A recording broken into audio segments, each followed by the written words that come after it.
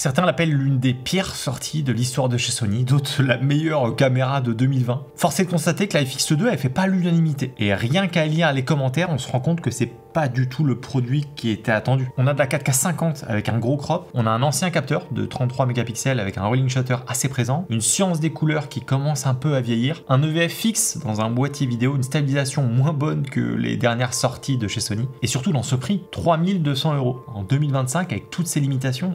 Honnêtement, au début, j'y croyais pas. Parce que ouais, il y a eu quand même pas mal de leaks sur ce produit-là. Et forcément, j'avoue que je voulais attendre la version officielle pour être sûr. Parce que je me suis dit qu'ils allaient pas sortir ça, quoi. Honnêtement, au début, je voulais pas faire de vidéo sur ce sujet-là. Parce que déjà, j'ai pas l'habitude de faire des vidéos review un petit peu matos sur du matériel qui, je pense, va pas vraiment vous servir. En général, je refuse d'ailleurs ce genre de collaboration. Mais j'ai reçu pas mal de messages en me demandant justement mon avis sur ce boîtier-là. Et c'est surtout qu'après avoir vu quasiment toutes les vidéos mondiales sur ce produit-là, je trouvais que les gens étaient plutôt gentils sur ce boîtier, à la différence de quand tu lis tous les commentaires sur les vidéos, qui sont quasiment tous unanimes sur ce boîtier-là. Je vous invite fortement à aller lire ce que disent les gens, pour voir de vous-même l'incompréhension et l'espèce de frustration que peuvent avoir justement la communauté de tous les utilisateurs Sony. Voilà, après avoir vu toutes ces vidéos, après avoir lu quasiment tous les commentaires, j'avais envie de vous faire cette vidéo-là pour vous dire réellement ce que c'est cette FX2. Alors bien évidemment, Sony n'a pas vu cette vidéo, ils m'ont pas d'ailleurs envoyé ce boîtier-là avant la sortie, et je pense sincèrement qu'ils vont pas vraiment aimer la vidéo que je m'apprête à faire. Peut-être que ça va impacter mes prochaines collaborations avec eux, peut-être que je serai plus invité à leurs événements ou je ferai plus partie de leur lancement. Mais c'est pas grave, en tant que créateur, pour moi, on vous doit la vérité et je suis le premier à vous faire des vidéos quand les boîtiers sont excellents, que ça soit chez Sony ou chez d'autres. Mais c'est aussi important de le faire quand c'est moins le cas, ou du moins là, quand je considère qu'une marque s'est plantée avec le lancement d'un produit, et je considère que c'est le cas avec cette FX2. Après, il y a quand même du bon dans ce boîtier, on va aussi évidemment en parler. Je pense qu'il va potentiellement intéresser quelques personnes, mais pas la majorité. Et il suffit de lire les commentaires sous les vidéos où tu le vois directement. Personnellement, je suis un utilisateur Sony depuis quasiment mes débuts, j'adore cette marque. C'est honnêtement celle qui correspond le plus à mes besoins d'autofocus, de basse lumière, de qualité aussi d'image. Mais force est de constater qu'on commence quand même à stagner depuis quelques temps.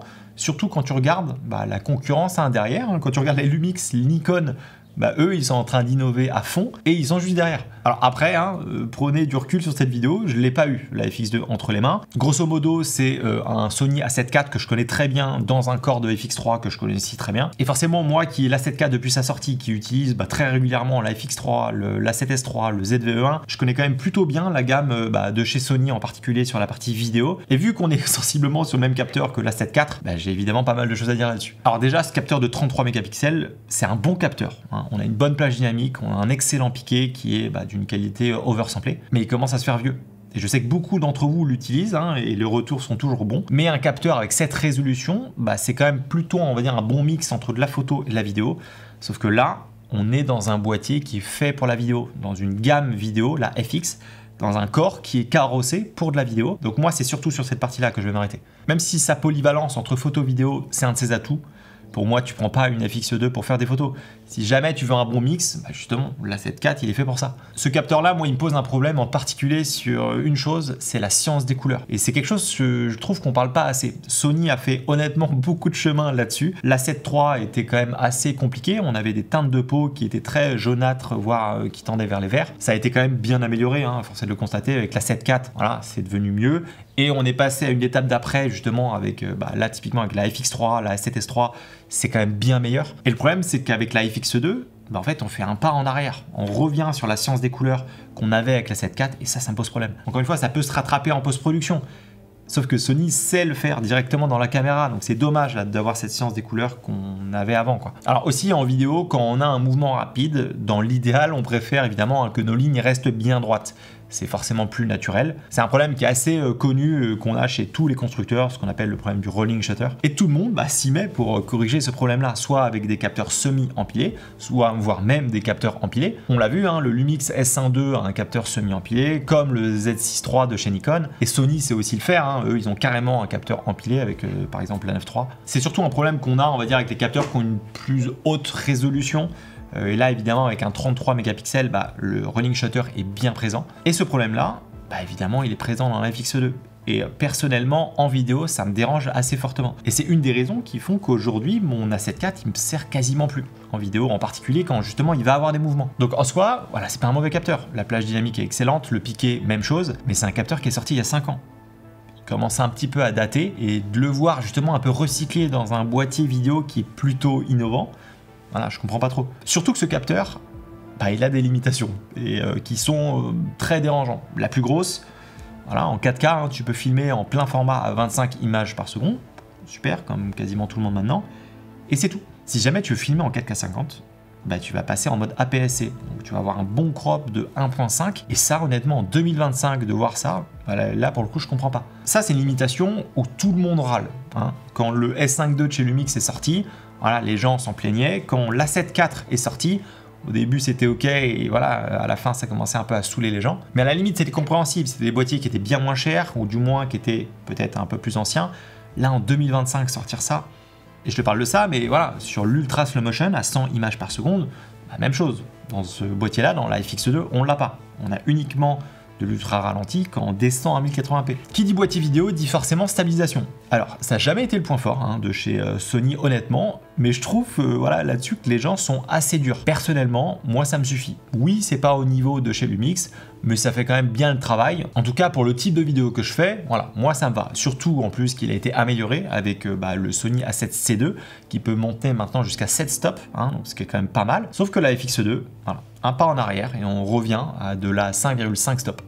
Ce qui, encore une fois, est pour beaucoup suffisant, moi y compris, mais quand même, c'est là. Donc en fait, vous comprenez que dans ce boîtier vidéo de la gamme FX, on est finalement sur des limitations d'un boîtier photo en vidéo. Et ce qui est encore dans un boîtier peut-être plus accessible en termes de prix, pourrait être entendable, pourrait être utilisable, mais là on parle de 3200 €, donc forcément ça fait mal d'avoir toutes ces limitations. Et si on parle aussi un peu du gabarit, parce que oui, ça, voilà, force est de constater, il faut leur donner, c'est une force chez Sony. La FX3 c'est incroyable à avoir en main. La FX30 c'est pareil, c'est un pur bonheur, c'est résistant, c'est fait pour être rigué, ils savent faire chez Sony, il n'y a rien à dire. Dans la FX2 c'est un peu ça, on a le corps hein, quasiment d'une FX3 avec une profondeur justement de la poignée qui est un peu plus intéressante. Donc ça on retrouve, c'est top, mais... innovation, nouveauté, ils nous mettent un viseur orientable. Bon, à la limite, pourquoi pas? Peut-être que certaines personnes attendaient cette feature-là. Le problème que j'ai avec ça, c'est qu'il n'est pas amovible en fait. Il est fixé dessus. Et ça, en termes d'ergonomie, quand on est un utilisateur qui s'en fiche personnellement, qui n'utilise pas vraiment l'EVF, ça me pose problème. Sachant que c'est une techno qui existe. Typiquement, Blackmagic le fait, a un EVF qui est détachable. Donc là, pour le coup, je vois l'intérêt. C'est utile pour ceux qui le veulent. Si tu ne veux pas, tu l'enlèves. Et personnellement, quand je fais de la vidéo, il n'y a aucun boîtier que j'utilise avec le viseur. Aucun. À la limite, ça peut m'arriver, hein, vraiment en cas d'extrême urgence, de regarder dans le viseur si mon exposition est bonne, si le point de focus est là. Maintenant, voilà, si jamais je vais être sûr, je vais regarder sur l'écran, je vais zoomer un peu dedans. En fait, c'est surtout que quand je filme, moi j'ai la caméra au niveau de mon torse, voire au niveau de mes hanches, donc je regarde jamais en fait dans le viseur, je regarde toujours sur l'écran. Même chose sur un stabilisateur, je vais pas coller le stabilisateur à mon œil, je vais forcément regarder l'écran. Donc personnellement, même si je sais que certains vidéastes adorent shooter avec un EVF, donc c'est pour ça que peut-être que c'est la feature qu'ils attendaient et que ça va leur plaire. Mais honnêtement, je pense que dans la majorité des vidéastes, on utilise assez peu en fait le viseur. Je parle bien évidemment de la vidéo. En photo, c'est un autre sujet. Alors pareil pour l'écran, c'est globalement le même qu'on a eu, donc il reste quand même assez lumineux, il est bien pensé, bien défini, donc on voit bien. Ce que je trouve un poil dommage, c'est qu'il n'est pas pivotable sur tous les axes. Là, on voit que tous les boîtiers s'y mettent, et Sony sait le faire. Ils l'ont fait au début avec la 7R5, qui était quasiment dans les premiers à le faire, et pour le coup, c'était innovant à l'époque. Et après, toutes les marques ont un peu suivi cette direction-là. Et là, on l'a pas avec cette FX2. Alors maintenant, on peut avoir l'impression que je tape sur le boîtier, et peut-être que je le fais un peu, mais ça reste un très bon boîtier. En qualité d'image, on est sur de la 4K suréchantillonnée qui vient de la 7K, donc ça, en termes de piqué, c'est quand même quelque chose. On est quand même sur une plage dynamique qui est quasiment une des meilleures du marché, qui est assez dure à reproduire, en tout cas dans ces gammes-là. On a un nouveau système de ventilation, donc là, voilà, zéro surchauffe, hein. On a la nouvelle puce IA, donc pour tout ce qui est autofocus de dernière génération, ça, voilà, ça marche extrêmement bien. Bien qu'ils étaient déjà assez bons là-dessus, là c'est encore mieux. On a aussi un nouveau bouton avec un nouveau menu qu'on appelle le Big Six, qu'on a justement avec la Sony Venice, qui va nous permettre de regarder rapidement en fait dans les menus ce qui est le plus important pour nous. Et point aussi intéressant, c'est sur le double ISO natif qui passe à 4000, alors que sur l'A7 IV il passait à 3002. Donc ça aussi, ça reste quand même notable. Mais à côté de ça, on n'a pas de 6K. On n'a surtout pas de waveform dans un boîtier vidéo en 2025. On n'a pas de fausse couleur, on n'a pas d'open gate.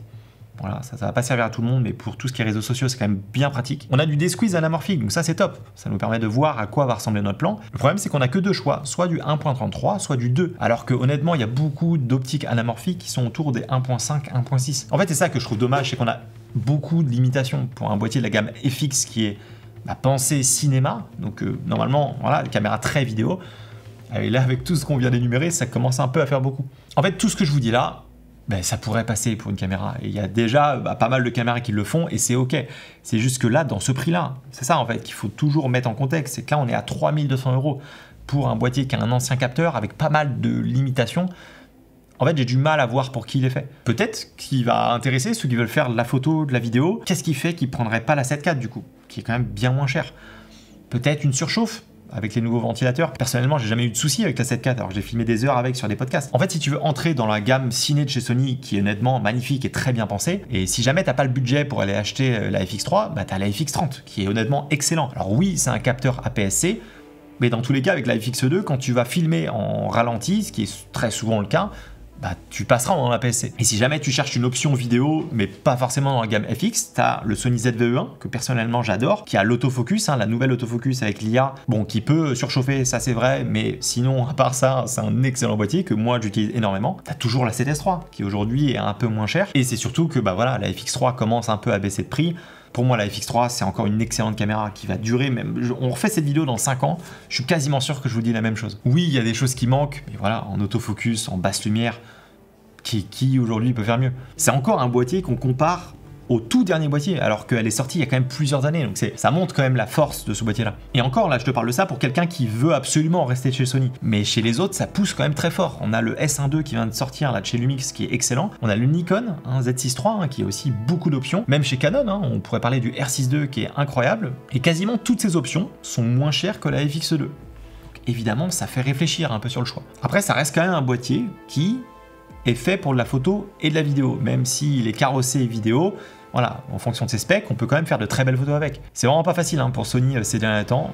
Il y a assez peu d'innovation, eux qui étaient sur le toit du monde avec des caméras qui étaient révolutionnaires, où toutes les marques cherchaient un maximum à s'en inspirer. C'est quand même la boîte qui se revendiquait être la marque des créateurs. Voilà, ces derniers temps, il y a quand même moins d'innovation. Et le problème, c'est que les autres y poussent derrière. Canon sort du triple ISO, Nikon du RAW interne, Lumix avec des specs de dingue, avec des outils, avec de la stabilisation. En fait, on voit tout le monde qui arrive et j'ai l'impression que le trône de Sony est un peu en train de vaciller. Donc j'ai vraiment hâte de voir ce qu'ils vont nous sortir avec cette FX3 II qui va arriver un jour. Évidemment, c'est la caméra que tout le monde attend, en tout cas tous les utilisateurs Sony attendent. Et je reste persuadé qu'ils ont les moyens de tout rafler. Comme ils l'ont fait en fait avec la FX3 qui a été honnêtement une bombe technologique et qui l'est toujours aujourd'hui parce que voilà, ça reste toujours utilisable. C'est une marque que j'utilise depuis des années, que j'adore pour énormément de raisons. Mais c'est justement ça en fait, c'est qu'en tant qu'utilisateur, j'attends un peu plus que ça. Dites-moi ce que vous en pensez de ce boîtier-là. Peut-être que je me trompe, peut-être que j'ai pas vu passer des choses. Dites-moi aussi en commentaire, qu'est-ce que vous pensez de la stratégie de Sony? Qu'est-ce que vous attendez? C'est très intéressant d'avoir votre retour là-dessus et sur ce type de produit, évidemment, je lis tous les commentaires. Bref, j'espère que cette vidéo vous aura intéressé. Moi, j'aime bien aussi faire des retours un peu plus négatifs sur certains produits. Il n'y a pas que du bon tout le temps. On se dit à la semaine prochaine dans une autre vidéo. La bise!